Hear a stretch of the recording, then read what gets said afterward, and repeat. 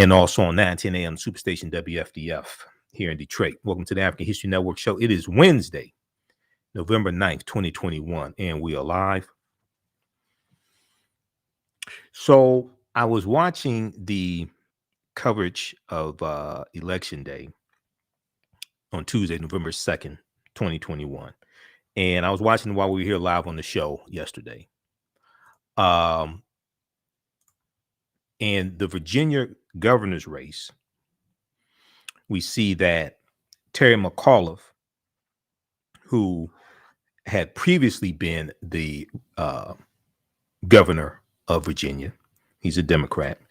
Terry McAuliffe lost to Republican Glenn Youngkin, who's a businessman, and Glenn Youngkin had the support of Donald Trump, even though Trump did not campaign with Glenn Youngkin.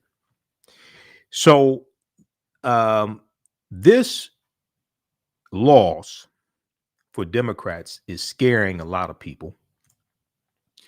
And this is a situation where I don't think Democrats should be scared. They should need to focus on messaging. There's a real problem with messaging. We're going to break this down here. There's a real problem with messaging on behalf of many Democrats. And not being able to clearly define what your platform is, not really speaking to the issues of the people. Now, I'm gonna share a segment from Roland Martin Unfiltered from October 15th, 2021. When I was on the show. You know, I'm a panelist usually each Friday. This segment I'm going to share with you in just a minute is from 3 weeks ago. And everything that we said, and you're going to hear my analysis on this. And what I said was backed up by Representative James Clyburn and Representative Premier Jayapal today. If they had listened to what I said, Terry McAuliffe would have won as governor. And McAuliffe had a horrible campaign, didn't clearly define what his message was, wasn't proper outreach really to the African American community. They had a big early vote turnout. They had a big early vote turnout. Okay, but they didn't have. They still came up short. It was a very close race, also. So we'll talk about that. We see in the Virginia's governor's race, we see that Governor Phil Murphy, Democrat, looks like he's squeaking out a victory. It should not have been that close. Okay, over the Republican challenger, it should not have been that close. So we're gonna talk about this. Okay. And one of the things that people are saying is that, and Terry McAuliffe was pleading with the White House to get the infrastructure bill passed, the $1.2 trillion infrastructure bill, get the human infrastructure bill passed, the budget plan that's now 1.75 trillion, but looks like it's going to be 1.85 trillion because paid family leave has apparently been put back into the bill. He's pleading with the White House to pass those two bills so he could run on that. But what he really should have been running on is the $1.9 trillion America Rescue Plan that people keep forgetting about, and the Democrats were the only ones that voted for the bill, and they're the ones that wrote the bill. So we'll talk about that. We'll give you an update on election results here in Detroit briefly as well. And then in the trial of the 3 white men accused of killing Ahmaud Arbery, we see that 65 potential jurors have been selected. 65 potential jurors have been selected. We'll give you an update on what's taking place with that and what the next steps are.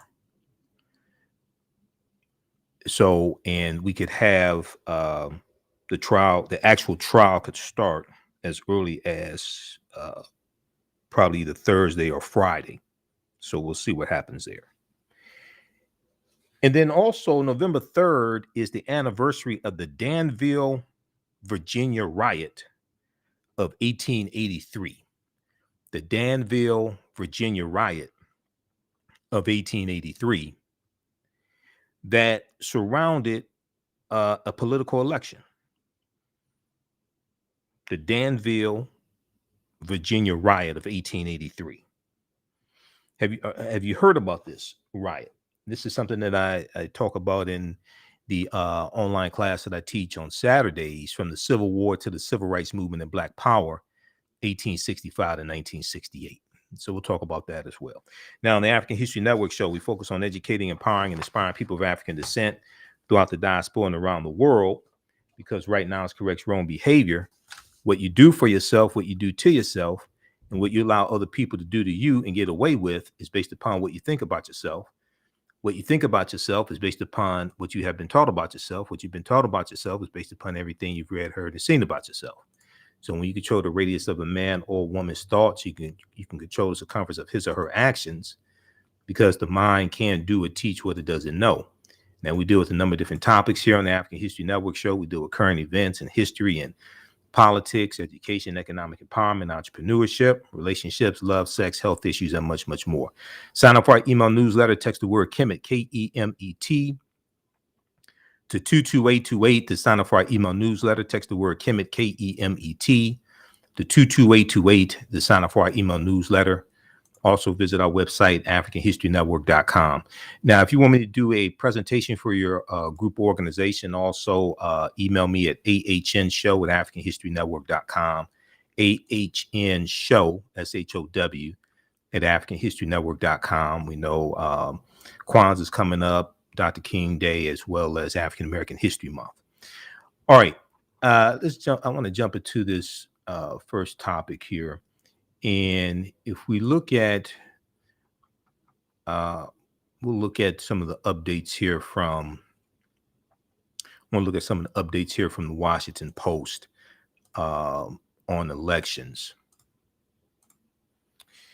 Governor Phil Murphy of New Jersey projected to narrowly win in New Jersey. Also, Minneapolis Mayor Jacob Frey wins second term. Minneapolis Mayor Jacob Frey wins second term.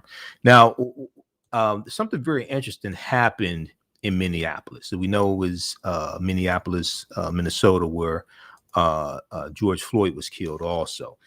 There was an initiative on the ballot in Minneapolis to replace the existing police department. Now, the Star Tribune has an article on this, and I knew this wasn't going to work. Minneapolis voters reject plan to replace police department. Nearly 18 months after George Floyd was filmed pleading for breath under an officer's knee, community groups remain divided on how to change the system. And this ties into defund the police, which I told you is one of the dumbest slogans ever. I mean, you just like really trying to lose elections talking about defund the police. We'll continue this on the other side of the break. You listen to the African History Network show right here on 910 AM Superstation and Future Radio. I'm Michael Imhotep. We'll be back in a few minutes. Bye. Stand by. Back from break in 3 minutes. How's everybody doing? Share this broadcasting on social media platforms. Invite your friends to tune in. Stand by. All right. Back from break in 3 minutes.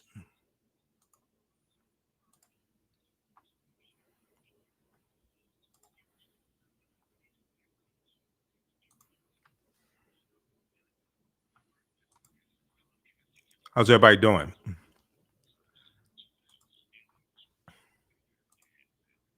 Sure to follow us on our Facebook fan page, The African History Network, and our YouTube channel, Michael Imhotep, IMHOTEP. Back from break in 2 minutes.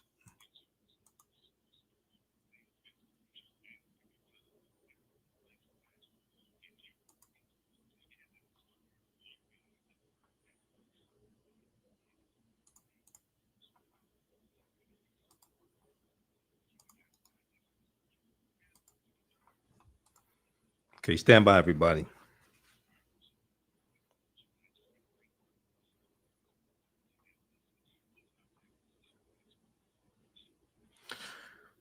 We'll also deal with the role that critical race theory played in Virginia, the Virginia election.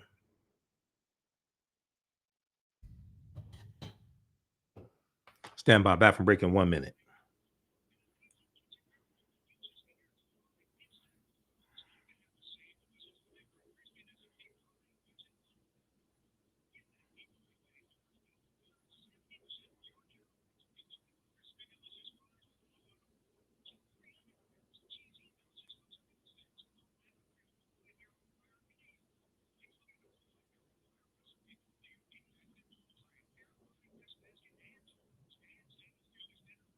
Stand by, everybody. We're on commercial break. Back from break in 1 minute.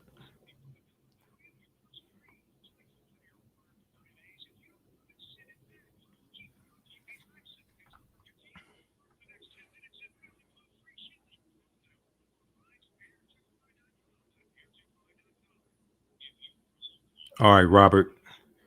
How you doing? I see you there.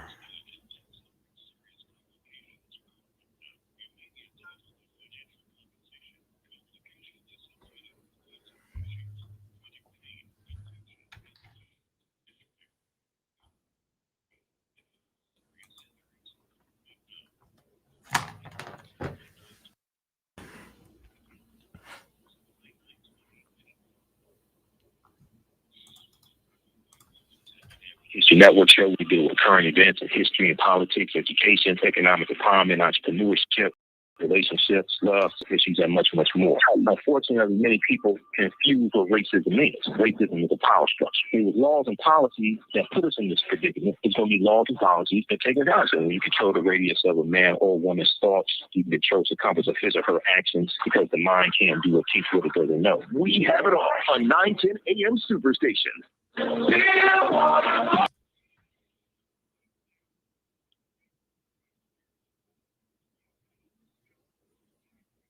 Stand by, everybody.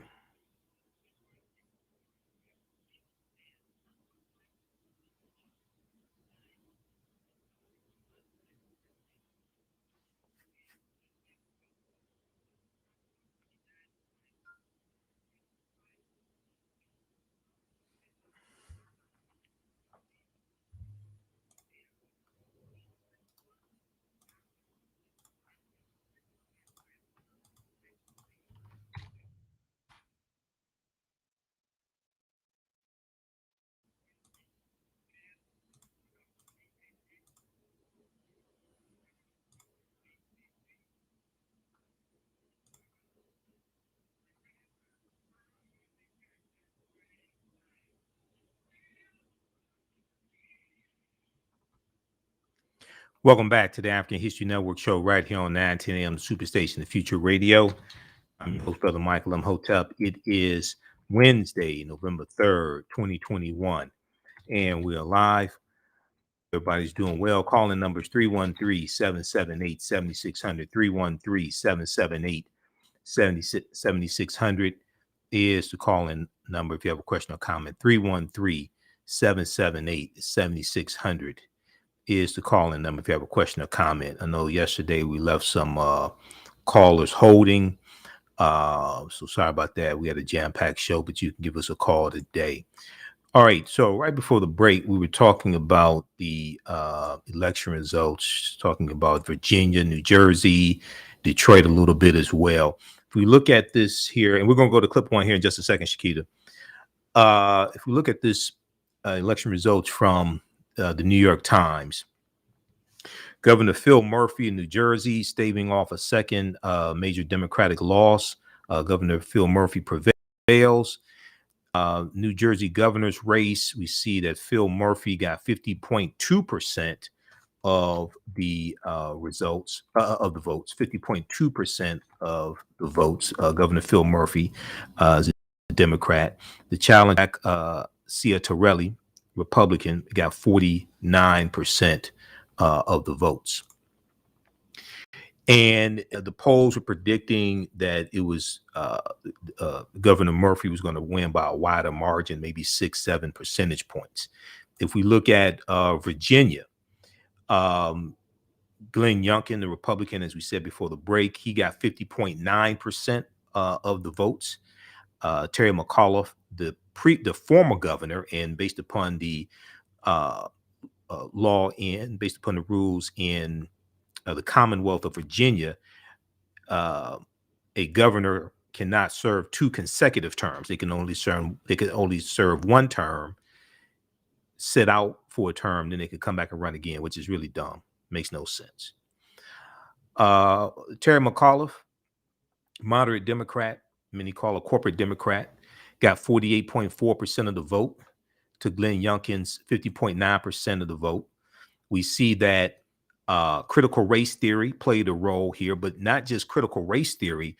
This whole issue around education, tied into the issue of education, was also the issue of schools being shut down because of coronavirus, trying to protect people's lives and children's lives and teachers' lives, things like this. Frustration that a lot of parents had behind schools being shut down. Okay. And then you also have the issue with dealing with critical race theory at the last debate between Governor Terry McAuliffe and challenger Glenn Youngkin. Former Governor Terry McAuliffe, he basically said that because of the issues surrounding critical race theory, and critical race theory is not taught in K through 12 schools. Critical race theory is not taught in K through 12 schools in Virginia or across the country. But he basically said something to the effect that parents need to stay out of the education in the school, something to that effect. And that really galvanized more parents in opposition to Terry McAuliffe also. That right there was a really a big mistake that he made. And this was during the debate, the last debate. Okay, so we have those results there in Virginia. You can look at this here from the New York Times. If we look at New York, we see that Eric Adams, Democrat Eric Adams, is going to be the next mayor of New York, African-American man, former police officer. He got 66.5% of the vote. Curtis Sliwa, founder of the Guardian Angels, Republican, got 28.8% of the vote in New York. And one of the things, this is a issue here where it's going to be interesting how this turns out, because Eric Adams did not run on defund the police. He talked about the role police played, and you actually need more police. Okay, you just need the right type. All right. Minneapolis, St. Paul election results. So Minneapolis Mayor Jacob Fry, Democrat, won re-election, got 42.8% of the vote. Challenger Kate Nuth, the closest challenger, got 18 point. Well, let me see. Sheila Nazad got 21% of the vote. Okay. All right. So, and then we look at, let me see. I want to go to Detroit. Let's look at Detroit and Detroit news. We had city council on the ballot. We had mayor on the ballot. Mayor Mike Duggan has won a 3rd term as mayor, defeating challenger Anthony Adams, who's the former deputy mayor. He was deputy mayor under Kwame Kilpatrick. And Detroit News is reporting newcomers dominate with victories for Detroit City Council. Now, we know we had some Detroit City Council members who paid a visit by the FBI. The city's legislative body, the city council, will see the most turnover since its financial crisis, with 6 of 9. Let's see, can we blow this up anymore? With 6 of 9 city council seats filled by newcomers. With 6 of 9 city council seats filled by newcomers. The resignations this year of 2 Detroit city council members who pleaded guilty to crimes. Reverend Andre Spivey and Gabe Leland, dropped the council from 9 members to 7. In addition to Andre Spivey and Gabe Leland's resignations, City Council President at Large member Brenda Jones and District 6 Councilwoman Raquel Castaneda Lopez, who made history as the City Council's first Latina member, they both opted against re-election runs. Now, as a result, the city of Detroit's November 2nd election marks the most turnover for the Detroit City Council since 5 new members took office in January of 2014 after Detroit filed for bankruptcy. That fake bankruptcy that Detroit was pushed into by Lansing. A pair of Detroit City Council district incumbents were uncontested. Okay. One of them was Councilwoman Mary Sheffield, 5th District. Now, the contest for at-large council seat, former Michigan State Senator Coleman Young II came out on top in unofficial results in the race for 2 at-large seats with 31.13% of the vote. Okay, he's the son of the first African-American mayor of the city of Detroit, the Honorable Coleman Alexander Young. After a tight contest, incumbent Janae Ayers lost her bid for a new term to former state lawmaker Mary Waters, with 100% of precincts reporting. Former state lawmaker Mary Waters earned 27% of the vote to Janae Ayers' 25.3%, with all 623 precincts in Detroit reporting. Now, I know when I went to vote, I went about 3:30 p.m. on Tuesday. I was voter number 93 in my precinct. This is very low turnout. In yesterday's election here in Detroit. Councilwoman Janae Ayers has said little in response to the August 2021 FBI raids at her home and city council offices, as well as the home of fellow city councilman Scott Benson and the homes of the pair's chiefs of staff by the FBI. Now, Councilwoman Janae Ayers and Councilman Scott Benson and their staffers have not been charged with any wrongdoing. We just want to make that known. Now, on Friday, Councilwoman Janae Ayers said in a statement that she is, quote, hopeful that the truth will eventually prevail, end quote. She's hopeful that the truth will eventually prevail. You can read the rest of this here.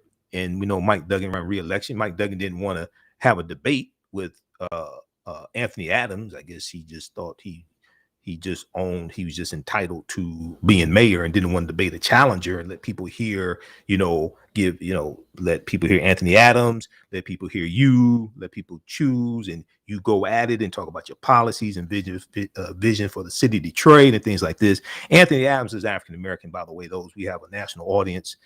Those that don't know, Mike Duggan is white, for those that don't know, mayor of Detroit. But read this article here from the Detroit News. Newcomers dominate with victories for Detroit City Council, November 2nd, 2021. Now, a lot of people are saying that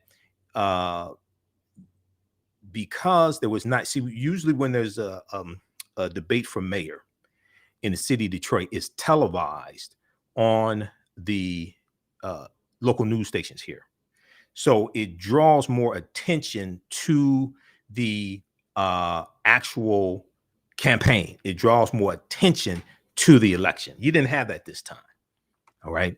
We'll discuss this and go and talk about some more national issues. I'm going to let you hear what I said on Roland Martin Unfiltered back on October 15th about the Virginia governor's race. You listen to the African History Network show, 9:10 a.m. Superstation. I'm Michael Imhotep. We'll be back in a few minutes. Stand by, everybody. Stand by.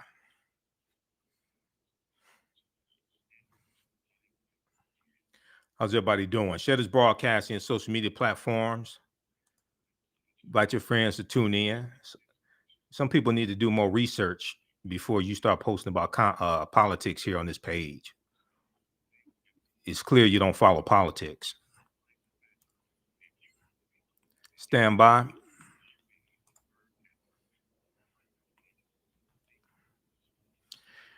All right.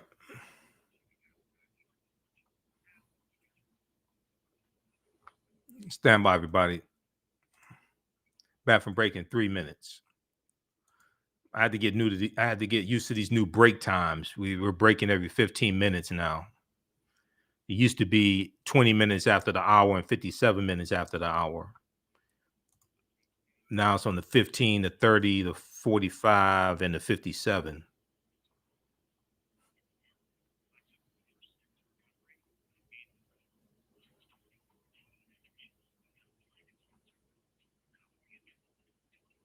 Stand by, back from break in 3 minutes.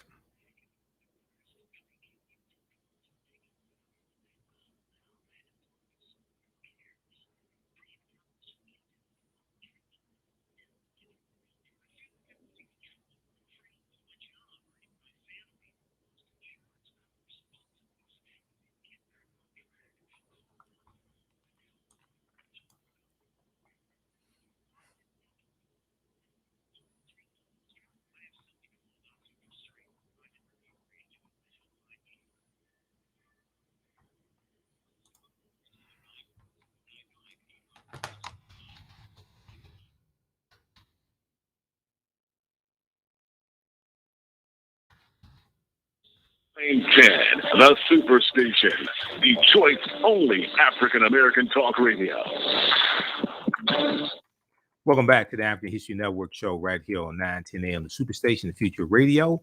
I'm your host, Brother Michael Imhotep. It is Wednesday, November 3rd, 2021, and we are live. Calling numbers 313-778-7600. 313-778-7600 is the call-in number if you have a question or comment. Okay, so right before the break, we were talking about election results here, and this is the first election since Joe Biden has become president. You have some Democrats who are scared because of the results in Virginia, okay? And Terry McAuliffe should have won that race. Former governor of Virginia should have won that race if he knew how to properly message, okay? We're going to go to clip one in just a second here, Shakita. Now, also, we see that right now, according to the New York Times, several races are undecided. If we look at races around the country, several races are undecided. Here's where some of them stand. The race, let's see, Atlanta mayor's race. None of the five main candidates in Atlanta's mayoral election received the more than 50% of the vote needed to win. Felicia Moore, African-American woman, the city council president who received by far the most votes, will face either Kasim Reed, former mayor of Atlanta, former two-term mayor of Atlanta, whose administration was dogged by corruption, or Felicia Moore will face Andre Dickens, a city councilman, in a runoff election on November 30th. As of Wednesday afternoon, Andre Dickens led Kasim Reed. We'll see how that turns out. Seattle mayor and city attorney's race results in two important elections in Washington. The state of Washington are still outstanding because Seattle uses an all-male voting system.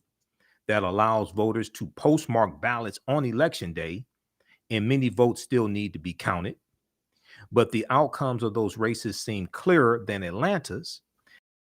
As of Wednesday afternoon, November 3rd, two staunchly pro-police candidates, Bruce Harrell for mayor and Ann Davison for city attorney, were well ahead of Lorena Gonzalez, who called last year for a 50% cut in the police budget, and Nicole Thomas Kennedy, who wants to overhaul the criminal justice system. Later votes historically favor liberal candidates. Sometimes enough to swing results by double digits, but most likely not to the degree needed to close the gaps in these races. Ms. Davison would be the first Republican elected to citywide office in Seattle in 3 decades. All right, then we have India Walton, an African-American woman who is running to be Buffalo's first African-American mayor, African-American female mayor. India Walton says that she likely cannot beat the write-in incumbent, Byron Brown, who's an African-American man, in the race for Buffalo's mayor. In a sharp reversal of political fortune, Mayor Byron Brown of Buffalo has seemingly triumphed in a write-in campaign for a new term, apparently defeating India Walton, a Democratic socialist who had stunned Mayor Byron Brown in a primary in June 2021 and had drawn national attention as a champion of progressive values.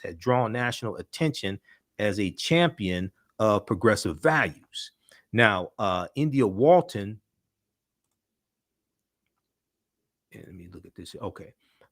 India Walton for the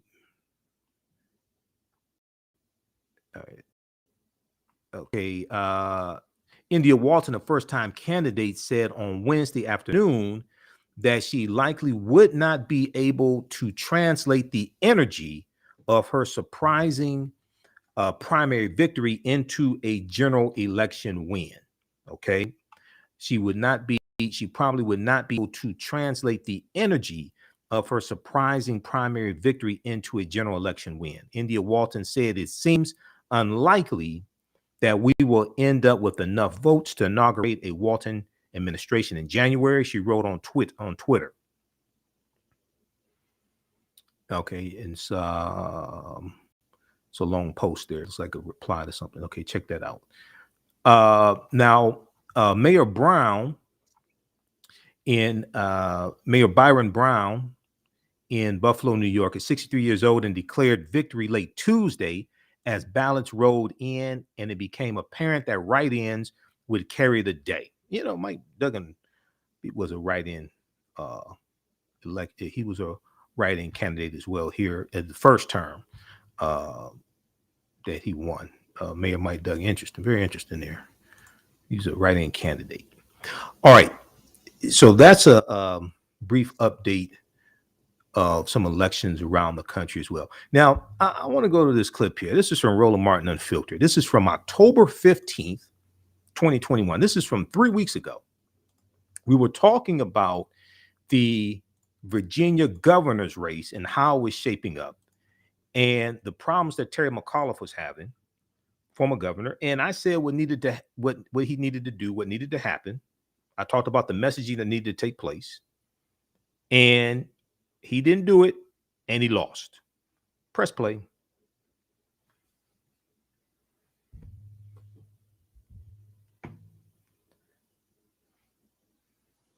Folks, let's talk about the Virginia governor's race, where former Virginia Governor Terry McAuliffe is facing Republican Glenn Youngkin. I mean, first of all, there's no reason why this race should be this close.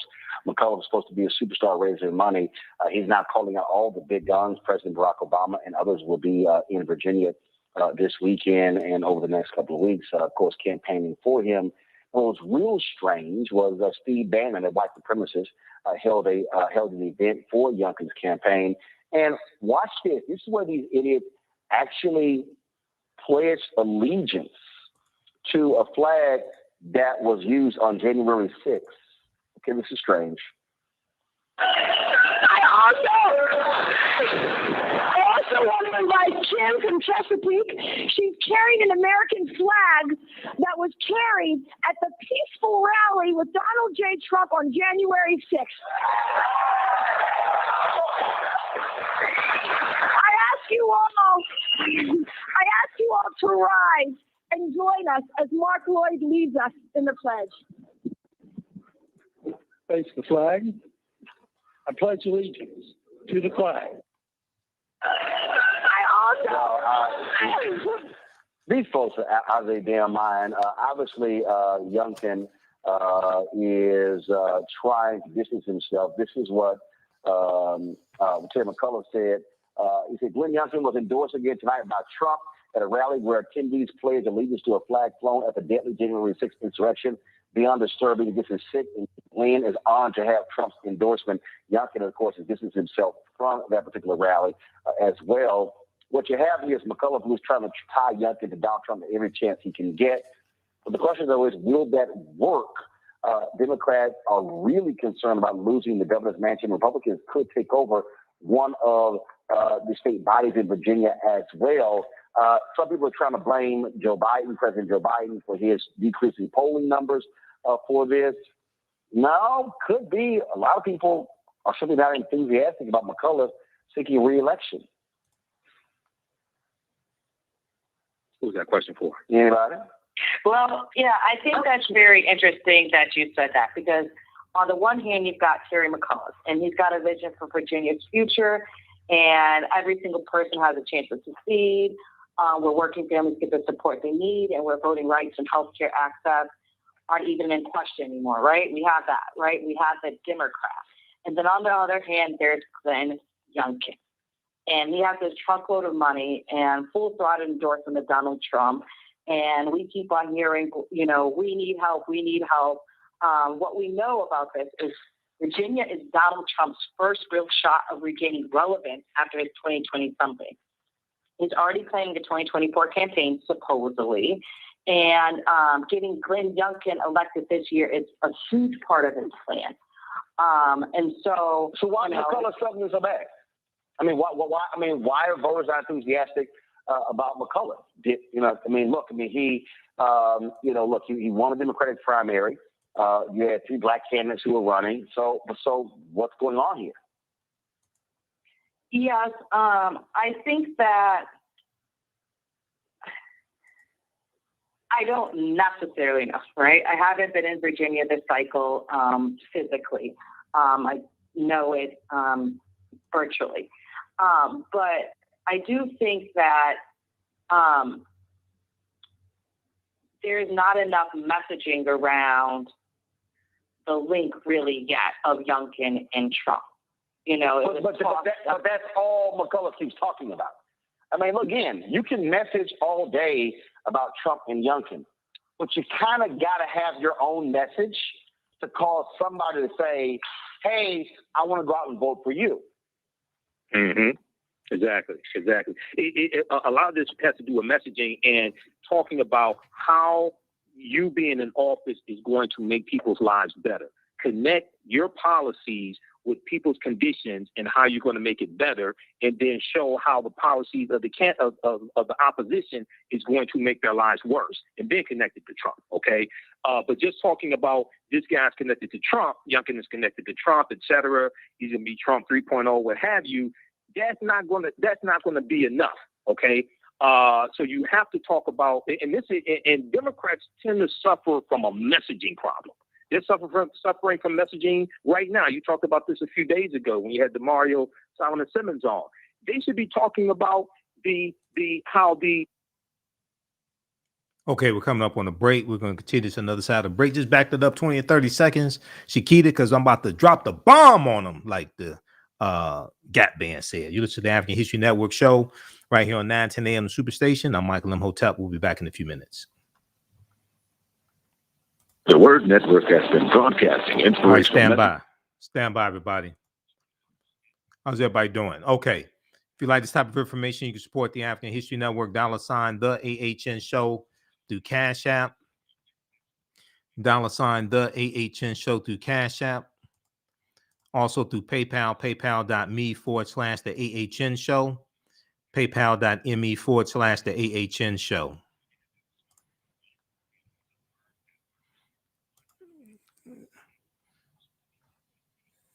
Stand by. Bathroom break in 3 minutes. Man, I have to get used to taking a break every 15 minutes, a commercial break. I'm not used to this.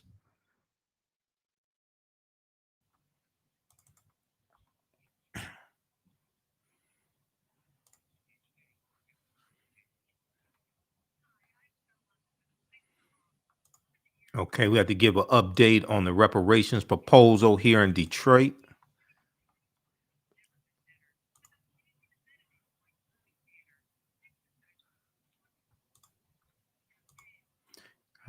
What's going on, Swollen?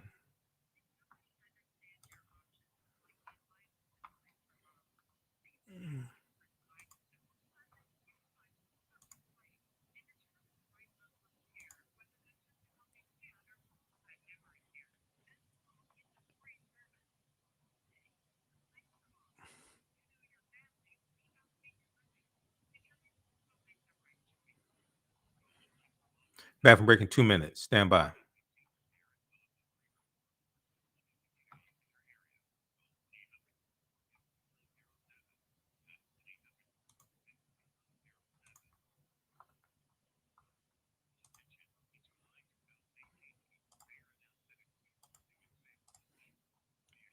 Bathroom break in 1 minute.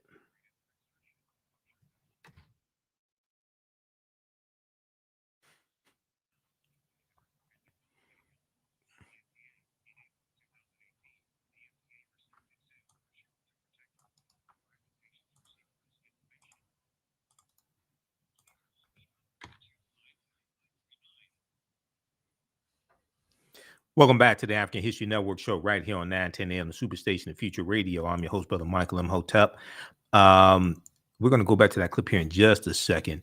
And that was dealing with the Virginia governor's race. Now, that clip was from Roland Martin Unfiltered when I was a panelist on Friday, October 15th, 2021, 3 weeks ago.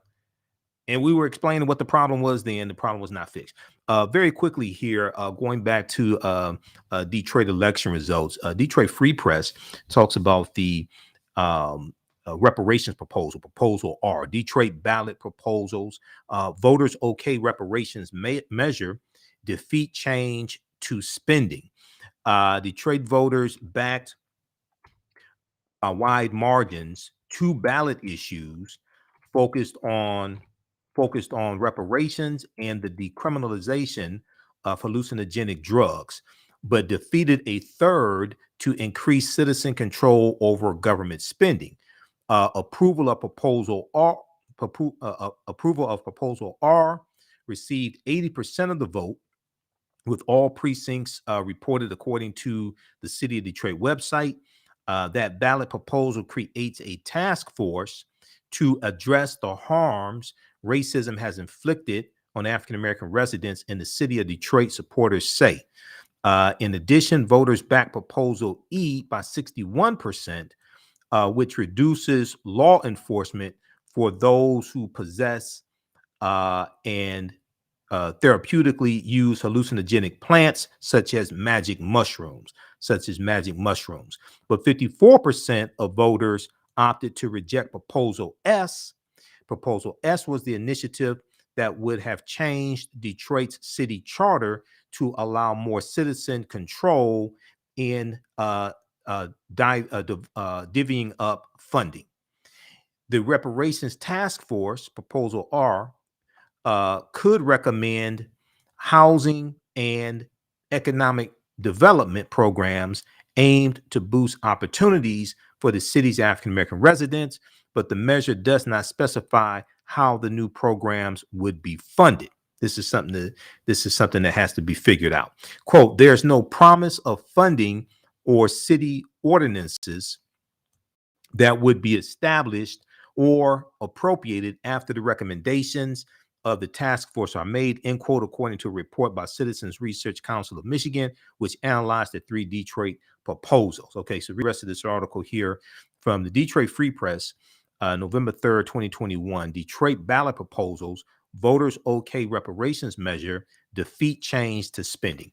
I want to go back to the Virginia governor's race. Now, this segment here is from when I was on Roland Martin Unfiltered, and I'm a panelist each Friday. I'll be back on this Friday. This clip here is from Friday, October 15th, 2021. You can watch Roland Martin Unfiltered on Facebook, Roland Martin on Facebook, Roland Martin on YouTube. Download the Black Star Media app also, and you can watch this Roland streaming app for his streaming service. Let's go back to this clip because I'm about to explain what the real problem is. Let's go back to this clip, Shakita.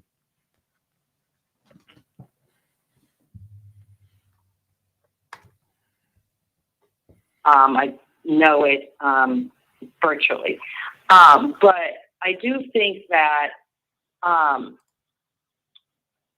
there's not enough messaging around the link really yet of Youngkin and Trump. You know, but that's all McCullough keeps talking about. I mean, again, you can message all day about Trump and Youngkin, but you kind of got to have your own message to cause somebody to say, hey, I want to go out and vote for you. Mm-hmm. Exactly. A lot of this has to do with messaging and talking about how you being in office is going to make people's lives better.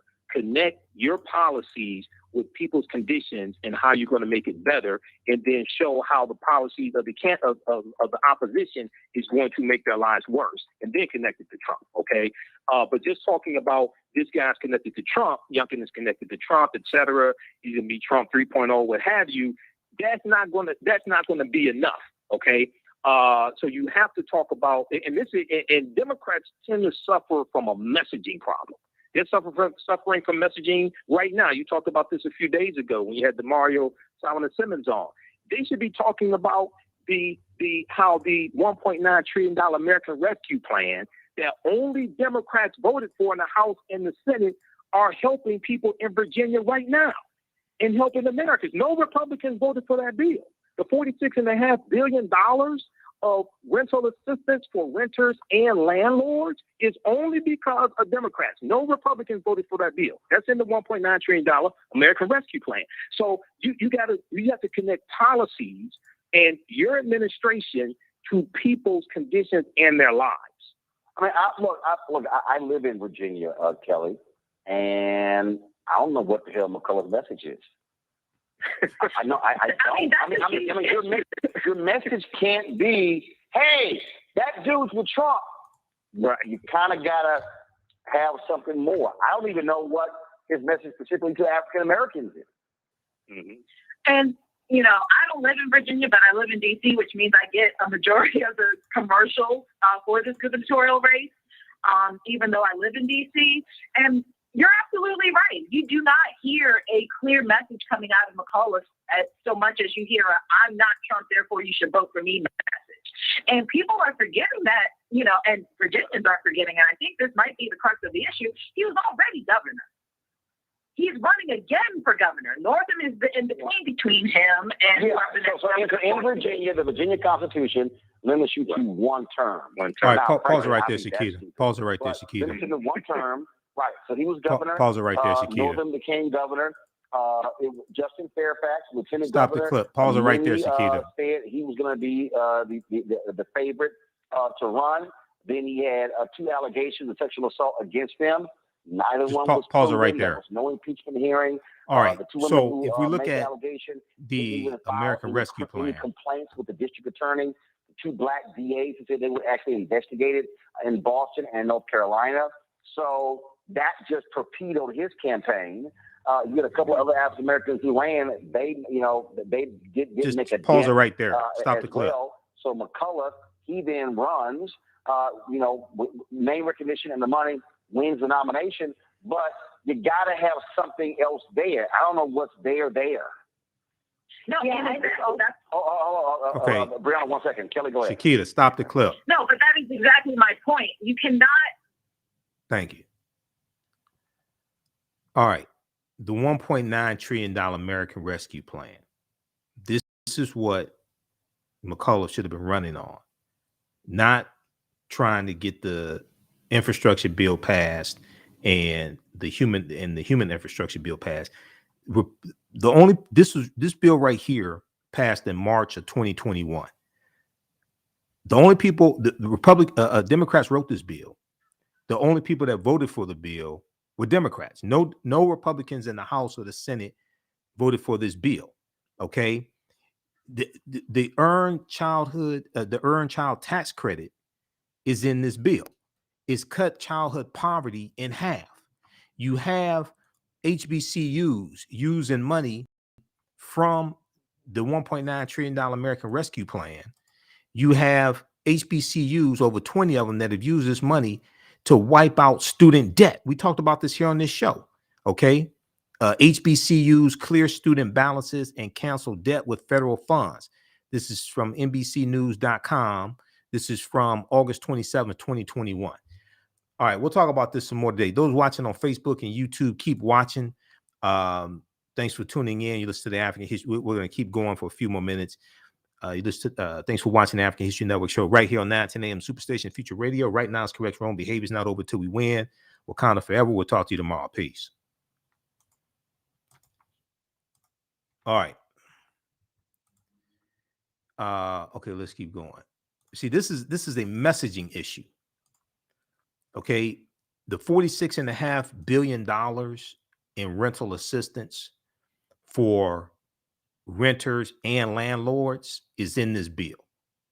That's keeping Black people in their homes is in this bill. The $1.9 trillion American Rescue Plan that no Republicans in the House or the Senate voted for. African Americans there have been articles, written stories about how African Americans took stimulus money from this bill to start businesses. No Republicans in the House or the Senate voted for this bill. Now, this was, see, part of the problem here. This bill was passed in March 2021, and this was 2 months into Joe Biden's term. A lot of people don't associate the American Rescue Plan with the Biden administration because this was the third, I think it was the third, this was the third coronavirus bill. Okay, this was the third big coronavirus bill. So one of the things this bill did was it extended the federal unemployment insurance,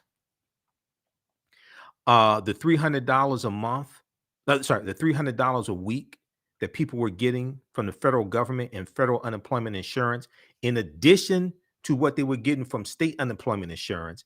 That was in this bill because people were already getting unemployment insurance. Now, remember, originally it was $600 in the first coronavirus bill.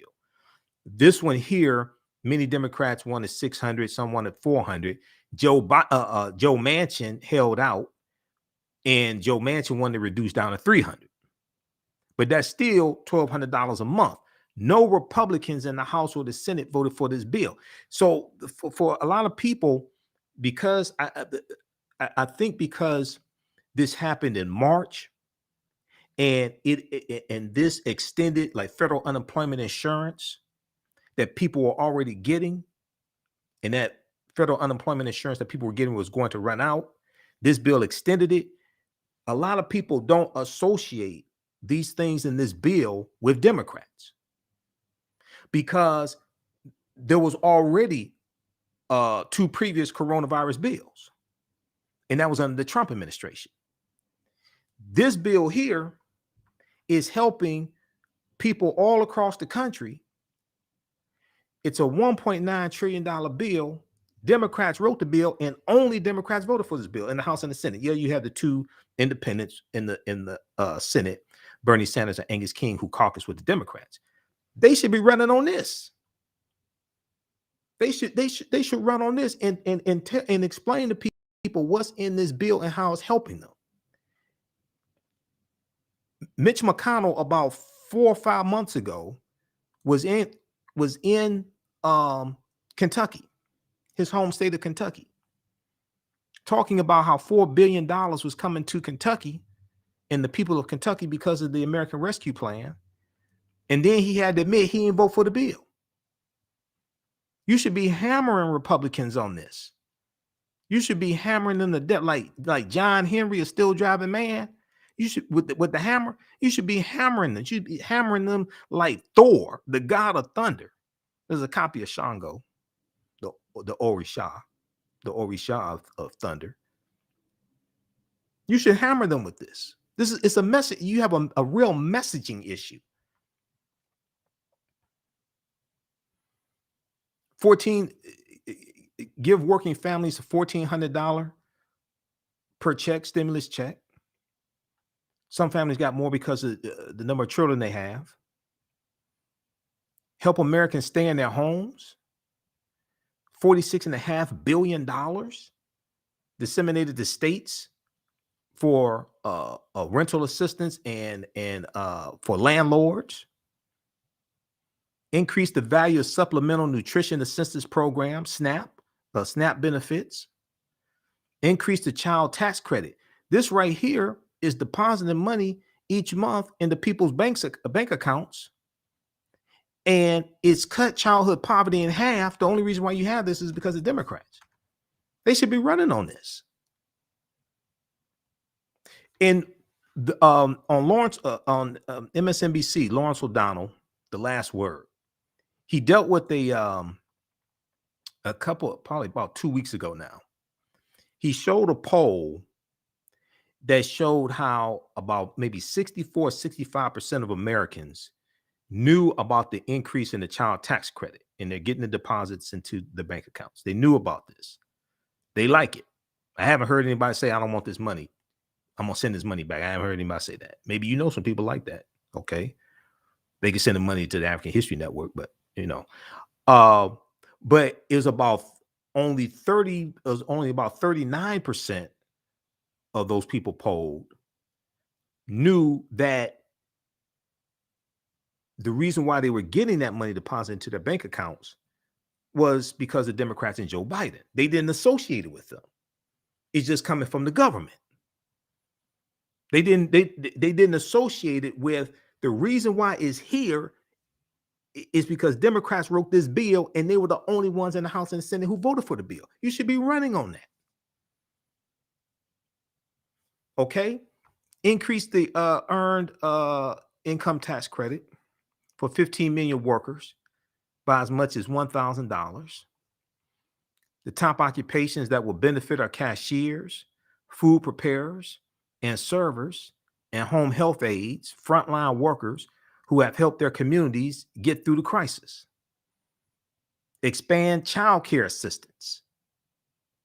Help hard-hit child care providers cover their costs and increase tax credits to help cover the cost of child care. You should be running on this. This ain't a proposed bill. This is what passed. This is what Democrats passed. You should be running on this.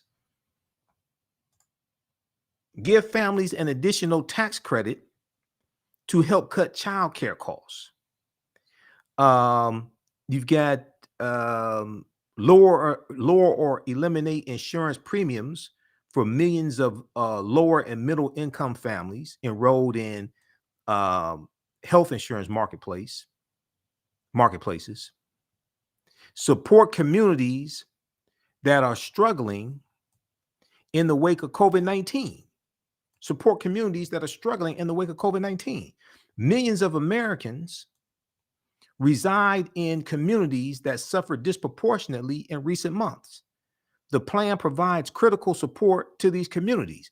It will provide emergency grants, lending, and investment to hard-hit small businesses so they can rehire and retain workers and purchase the health and sanitation equipment they need to keep workers safe. That's in this bill. There was assistance for businesses so businesses could stay open and pay their employees. That's in this bill. This was helping businesses stay open. helping small businesses stay open. You have to message constantly what you've been doing. And one of the reasons why it's so important to message what's in this bill is because there was a previous coronavirus bill that had the PPP in it for businesses, okay? And people just conflate all that into one bill and don't know who did what. So a lot of times it just gets associated with the Trump administration because that's when coronavirus, happened in early 2020. And then you had the bill. So people don't realize, wait a second, it was another bill that only Democrats voted for that had more funding for businesses in it that people are taking advantage of. This includes a small business opportunity fund to provide growth capital to Main Street small businesses in economically disadvantaged areas, including minority-owned businesses.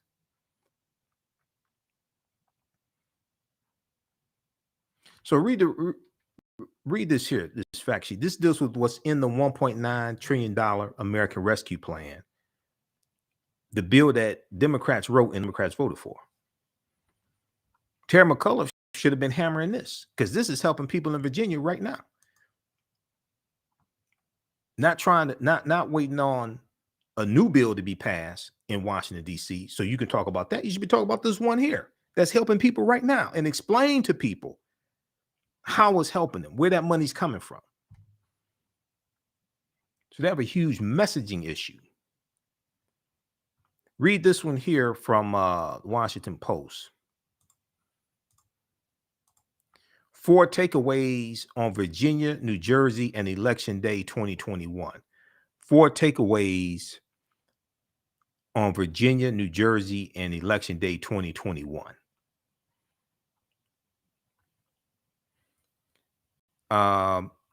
So this is something that has to be fixed well before the 2022 midterm elections.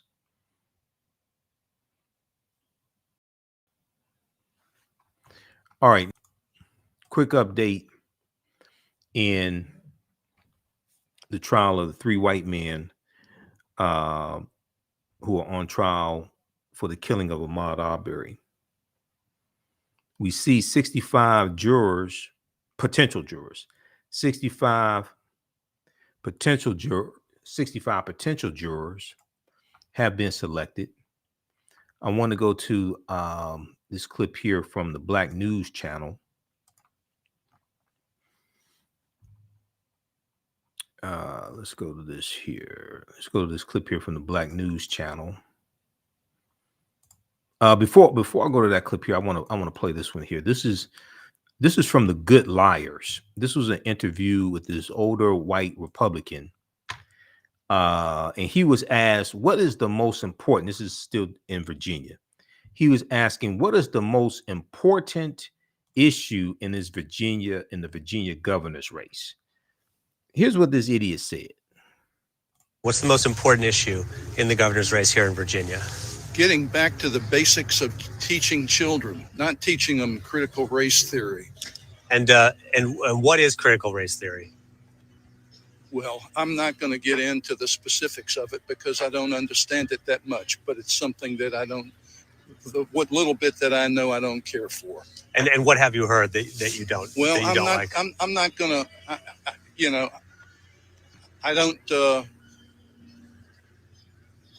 I don't have that much knowledge on it, but okay. It's something that I don't care for. Okay, so we posted this on our Facebook fan page, The African History Network, The African History Network. Okay, well, this is my personal page. I think I posted it on my personal page. Let me see something here. Let me cue that back up.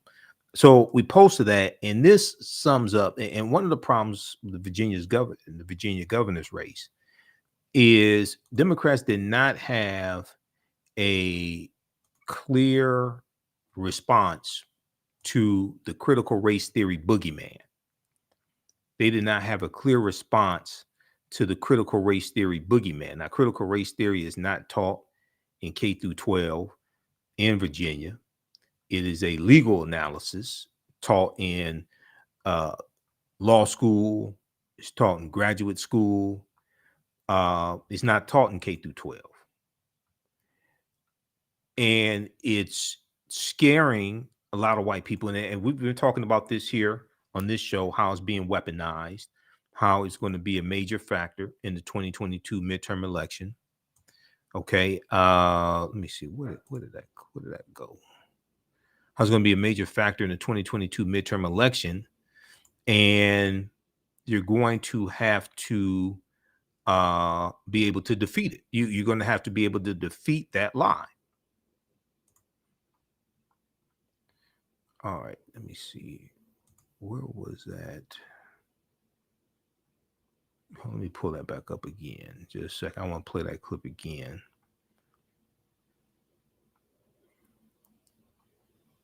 Yeah, but and there's so much misinformation floating around about critical race theory. And you have all these white people who are afraid of it, but can't tell you what it is. You have all these people who are afraid, who don't like critical race theory, what have you, but they can't tell you what it is. Like this guy right here. Let's see, can we?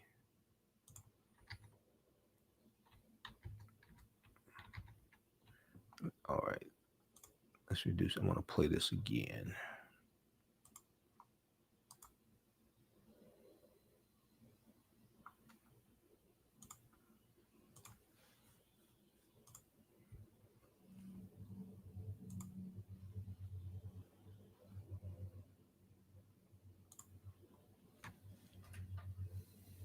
Okay, now remember the question he's asked is, what is the most important issue in the governor's race here in Virginia?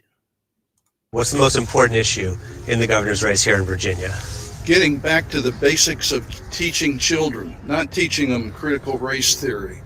And what is critical race theory?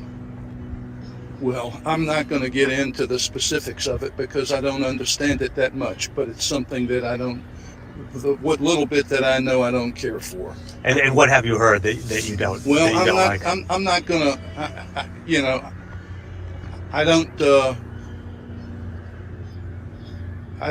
don't have that much knowledge on it, but It's something that I don't care for.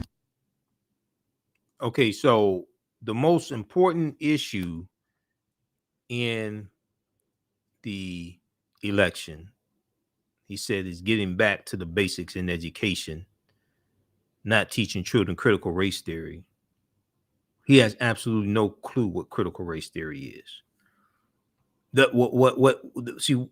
What a lot of white people don't like is talking about race and racism. That's what it is. Okay, it's not that's the problem. Talking about race and racism. That's what is the lightning bolt. All right, that's what a lot of white people are voting against. They can't tell you what critical race theory is. They can't point to examples where critical race theory is being taught in schools in Virginia or anywhere. Okay, and it's just things that they don't like about teaching about systemic racism, the history of slavery, the civil rights movement, things that hurt some white people's feelings. They're calling that critical race theory. That's not critical race theory. Many of them are just afraid of teaching, dealing with American history. So there was this post here from, where is that? Hold on. There was this post here. We posted on our Facebook fan page, The African History Network. This is from, I think this is it right here. From John Pavlovitz. He posted this and we shared it on our fan page, The African History Network. Republicans are not afraid of critical race theory. They don't even know what it is. They're afraid of theories critical of racists. They know who they are. Republicans are not afraid of critical race theory. They don't even know what it is. They're afraid of theories. They're afraid of theories critical of racists. They know who they are. This is those who are afraid of it. They don't want the truth. So Cornell Belcher, the African-American pollster, Cornell Belcher, he was on MSNBC today. I think he was on Meet the Press Daily. I think he was on Meet the Press Daily with Chuck Todd today. And he said he's been on calls with Democrats and he's telling them, look, you have to address the attack on critical race theory. You have to address this. You can't run away from it. And he said a lot of them don't want, many of them white, don't want to talk about racism, things like this. He said you have to address this head on. You can't run away from it. All right. So I want to go to this clip here. This is dealing with an update in the trial of the white men who are on trial for killing Ahmaud Arbery. 65 potential jurors have been selected. And then the next step is to go through take them through another questionnaire and reduce that 65 down to 16 jurors, which includes 4 alternates. All right, let's go to this clip here from the Black News Channel. Arbery case. Today, it could be cut to 12. Those 12 jurors, 4 alternates. Testimony could begin, as early as Thursday. Our Dre Clark has been covering the trial since the beginning. He joins us on the phone right now. Good morning to you, Dre. Let's start here with the next phase of this proceeding. What does that look like, and how long will it take to whittle this down to those 12 jurors, 4 alternates? Sharon, good morning. Court is back in session, and they're going to begin the process of cutting down that 65 to 16, and it will move way faster than the last 2.5 weeks or so that it took us that long to get to this point. The attorneys, both the defense and prosecution, will question those 65 jurors, and they won't stop until they hit that number 16, 12 jurors, 4 alternates. They're very confident that they will have this jury in place by as early as today or as late as Friday. Once that happens, opening arguments can begin. I want to bring up something that maybe some people haven't heard before, the so-called Bubba motion. We know it's going to be filed today. Give us the context here and tell us what it's about.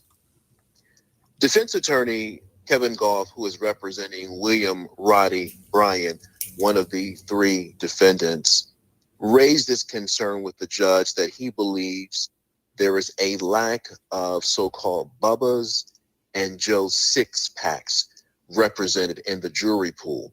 He defines that type of individual as being a white male in their 40s without a college education. He says if that particular kind of person is not represented on the jury, then it's not fair to his client. The judge said, submit a motion, he'll take it under consideration. And so Mr. Goff indicated yesterday that he plans to file that motion addressing the lack of Bubbas on the jury. All right. So that is from the Black News Channel. 65 potential jurors selected for trial of Arbery's accused killers. That's from November 3rd, 2021.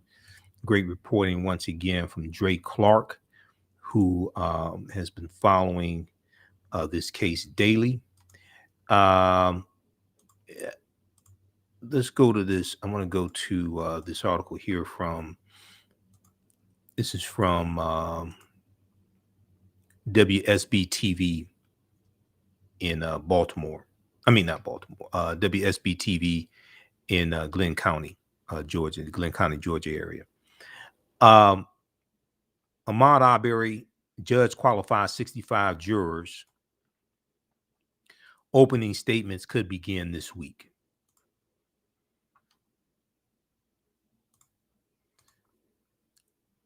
Okay, if we look at this here quickly, attorneys are expected to begin narrowing the pool of potential jurors in the trial of 3 men charged in killing Ahmaud Arbery. The judge qualified 65 people for jury duty on Tuesday. Now lawyers can begin striking the jury, which would whittle down the number until only 12 jurors and 4 alternates are left. From there, opening statements could begin Thursday or Friday. So we'll keep you posted on more developments here. Check out this piece here from WSB TV in TV2 in Atlanta. Ahmaud Arbery, judge qualifies 65 jurors. Opening statements could begin this week. And this is from November 3rd, 2021. All right, now,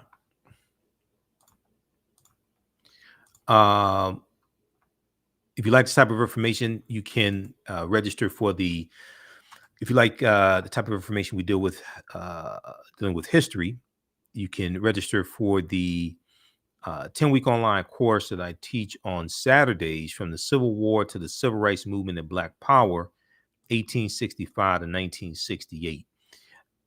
We deal with some of the history leading up to the Civil War, starting with the Louisiana Purchase of 1803. Each class we go through and analyze about a 10-year period of history and what led up to the Civil War taking place. Okay, and then we go through and look at the Civil War, Reconstruction, 1865 to 1877, Jim Crow era, World War I, World War II, Great Migration, Civil Rights Movement, the Black Power movement. We do the sessions live. All the sessions are recorded. You can go back and watch it anytime. Okay. Even after the 10-week online course is over with, you can go back and watch the entire class. This class is on sale, $70, regularly $130. Okay. I do a PowerPoint presentation. We have book references, articles, video clips, all of that. So it's a very, very exciting class. You're going to learn a lot. All right. Now, today is the anniversary, or we commemorate the Danville Riot of 1883 in Virginia. Going back to Virginia, the Danville, Virginia Riot of 1883. And this took place, this surrounded an election. If we look at this piece, and this is something that we that I teach about in my class dealing with from the Civil War to the Civil Rights Movement and Black Power. This takes place during the Jim Crow era. This is after the after Reconstruction ends and after the Compromise of 1877. The Zen Education Project has a brief article on this, but this one here is from Encyclopedia Virginia, encyclopediavirginia.com. Danville Riot of 1883. The so-called Danville Riot, which took place on November 3rd, 1883 in Danville, Virginia, was a racially motivated street fight. A racially motivated street fight that ended in the gun deaths of at least 5 people. It came at a time of high tension in the rapidly growing majority African-American city of Danville, Virginia. The biracial Readjuster party, the biracial readjuster party, had taken control of the city council in Danville, Virginia in 1882. Feeling threatened socially, politically, and economically, a number of white citizens signed their names to what became known as the Danville Circular in October 1883. The Danville Circular attacked the Readjuster Party in general and African Americans in particular. It attacked the Readjuster political party in general and African Americans in particular. On November 2nd, 1883, the chairman of the Pittsylvania County Readjuster Party denounced the Danville Circular in a public speech in Danville, Virginia, and the next day, an altercation on the street between a white man and two African-American men escalated into violence. After several white men fired guns, testimony is inconsistent about whether any African-American men were armed, but after several white men fired guns, at least 5 people, including 4 African-Americans, were killed. At least 5 people, including 4 African-Americans, were killed.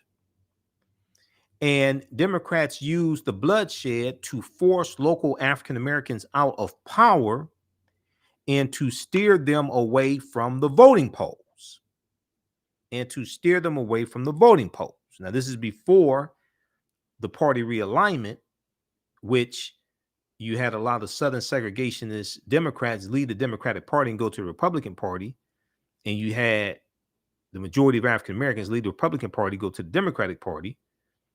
That party realignment was completed in the late 1960s, but it began in 1928 with what's known as the Lily White Movement of 1928.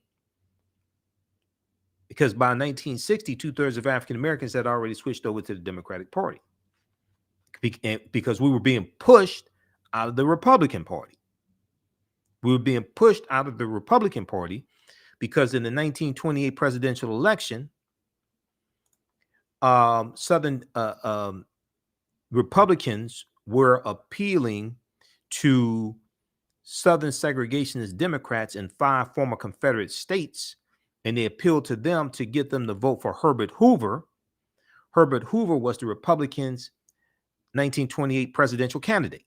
Herbert Hoover was running against a Northern Democrat from New York who was a moderate named Al Smith. So you have the Republican Party that began to ignore the concerns and issues of African Americans. They were ignoring the rise of the Ku Klux Klan in the 1920s, and they began to push African Americans out of the Republican Party. This is known as the Lily White Movement of 1928, but we saw a decline in the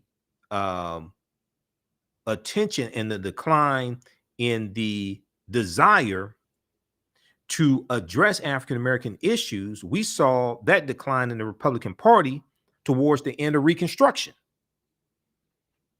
which ended in 1877, and we saw it continue after that.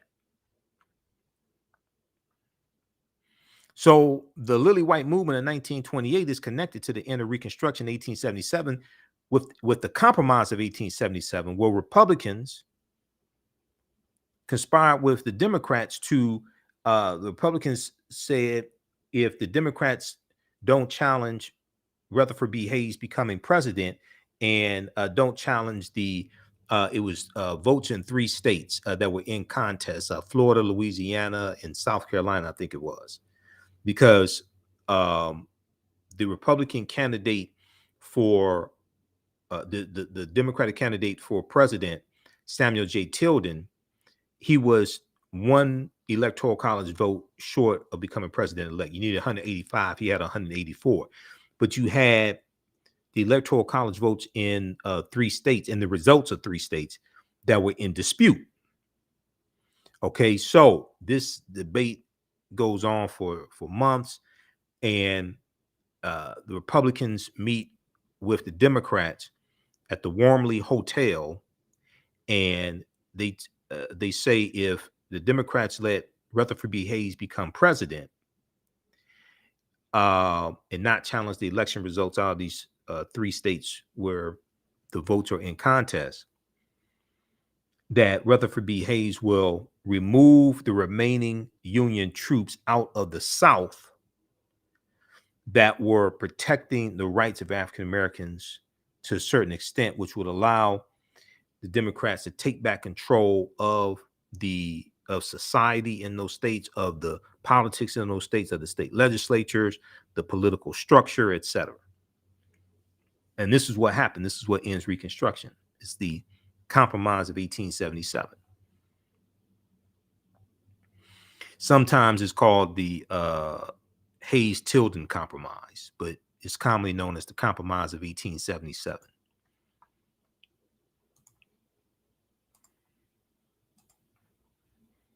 You may see referred to as the Tilden-Hayes Compromise. Sometimes, in some sources, they refer to it as the Compromise of 1876, but it's commonly known as the Compromise of 1877. Now, on November 6, 1883, going back to the Danville Riot of 1883, on November 6, 1883, the Democratic Party won back control of the General Assembly in Virginia. A city investigation of the violence found fault with African Americans, but led to no indictments. In 1884, a U.S. Senate committee found fault with Danville's white population, but the judgment had little consequence. In 1884, a U.S. Senate committee found fault with Danville, Virginia's white population, but the judgment had little consequence. The Readjuster Party disappeared, and with it, much of the political and social clout won by African Americans since the abolition of slavery in 1865 with the ratification of the 13th Amendment, December 6, 1865, when Georgia ratified the 13th Amendment. They go on to give more background information on the Danville Riot of 1883. So you can check this out also. Okay, this is from the Encyclopedia Virginia, encyclopediavirginia.org, Danville Riot 1883, which took place on November 3rd, 1883 in Danville, Virginia. All right. If you like this type of information, also you can support the African History Network, $, the AHN Show through Cash App, $, the AHN Show through Cash App, and through PayPal, paypal.me/the AHN Show. We're here 6 days a week. This helps us keep doing the research, stay on the air, keep broadcasting. This is our official Cash App account, $, the AHN Show, SHOW. When you go to it, it says Michael and shows my picture there. These other ones here are fake African History Network Cash App accounts. That's not us. And then also be sure to register for the online courses I teach on Saturdays and Sundays. On Sunday, it is Ancient Kemet, the Moors, and the Maafa, Understanding the Transatlantic Slave Trade, what they didn't teach you in school. This is a 10-week online course also. Do the sessions live. All the sessions are recorded and archived. You can go back and watch it anytime. We do this from 12 noon to 2 p.m. Eastern Standard Time on Sundays. And from the Civil War to the Civil Rights Movement and Black Power, that class picks up where this one here, Understanding the Transatlantic Slave Trade, leaves off. And we deal with thousands of years of history and what leads up to the transatlantic slave trade taking place. All right, so that's at AfricanHistoryNetwork.com. All right, look, we have to get out of here. Thanks for tuning in. African American business owners, email us at AHNShow@AfricanHistoryNetwork.com. We'll let you know how you can advertise with the African History Network. Remember, we focus on educating, empowering, and inspiring people of African descent throughout the diaspora and around the world. because right now it's correct wrong behavior. It's not over till we win. Wakanda forever. And we'll talk to you tomorrow. Peace.